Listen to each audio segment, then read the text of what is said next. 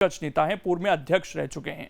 अब बात बीजेपी कांग्रेस से इतर मध्य प्रदेश में छोटे दलों की, जिनकी सक्रियता बढ़ रही है लगातार, और इसकी वजह से कहीं ना कहीं डर बीजेपी और कांग्रेस दोनों को है। और इसका एक छोटा सा नमूना हम अभी निगम चुनाव में भी देख चुके हैं। अब ऐसे में आगे विधानसभा चुनाव में इनकी क्या भूमिका रह सकती है, इस रिपोर्ट में आप देखिए।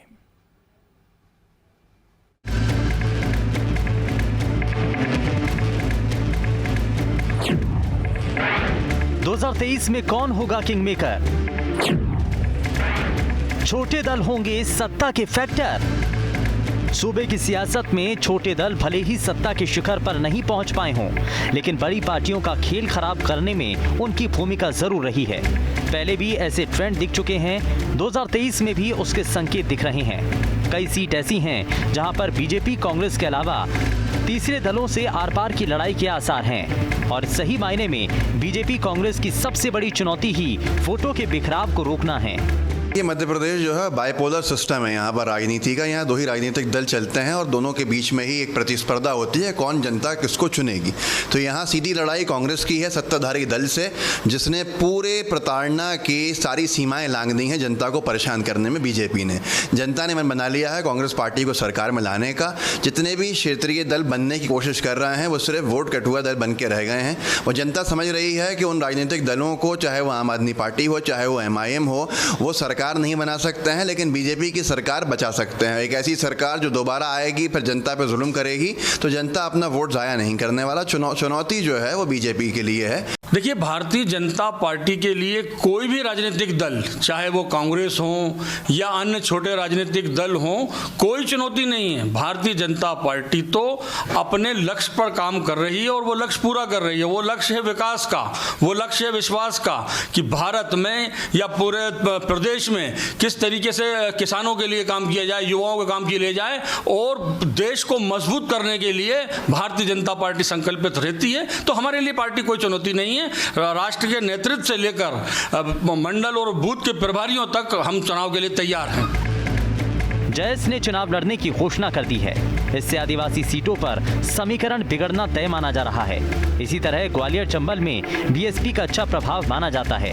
अगर BSP ने भी उम्मीदवार उतारे तो बीजेपी कांग्रेस के वोटों में सेंधमारी तय है। पार्टियों को यही चिंता अब सता रही है कि वोटों को ऐसे इंटैक्ट रखा जाए।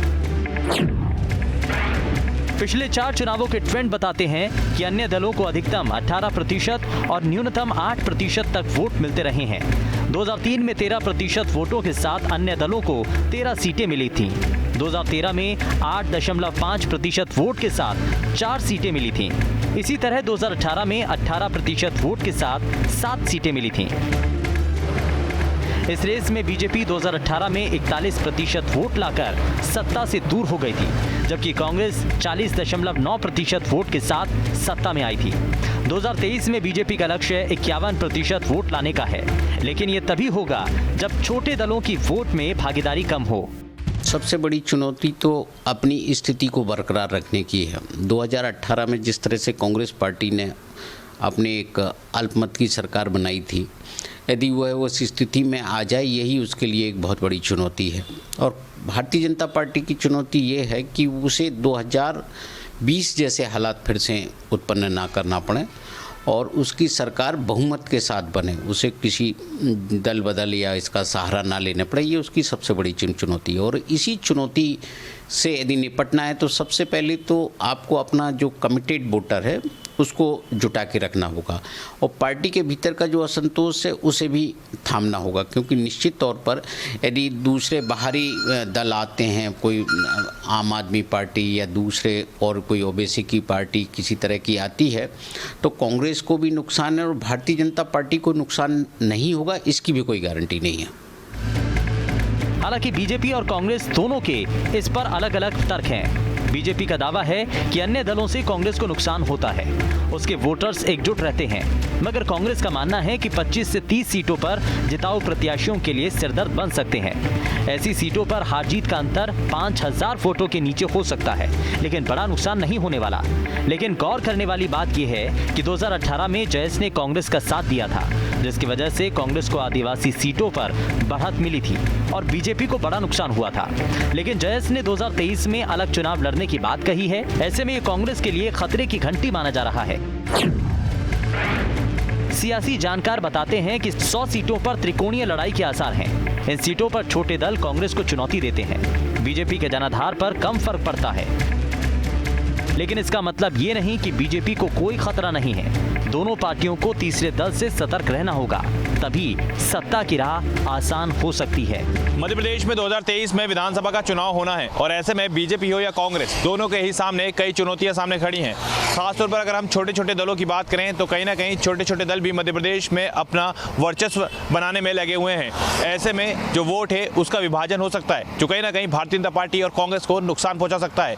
शायद यही वजह है कि छोटे दल भी अब बीजेपी और कांग्रेस के लिए मुसीबत बनते जा रहे हैं। वीडियो जर्नलिस्ट प्रदीप के साथ जितेंद्र शर्मा, न्यूज स्टेट, भोपाल। तो छोटे दल बड़ी परेशानी खड़ी कर सकते हैं। ऐसे में इसमें खबर तो यह है कि कुछ जगहों पर इनका जो प्रभाव है तीसरे दलों का, वो 2 संभागों में सबसे ज्यादा दिखाई पड़ता है। मालवा, निमाड़ और ग्वालियर चंबल में इनका खासकर असर दिखता है और यहां पर ये 2 पार्टियों को नुकसान पहुंचा सकते हैं। बड़ी पार्टियों को यहां पर नुकसान होता है तो समीकरण प्रदेश के बदल सकते हैं। इसीलिए 2023 को लेकर बड़ी पार्टियां फिलहाल चिंतित दिखाई दे रही हैं। बात खजुराहो की, जहां पर G20 समूह के सांस्कृतिक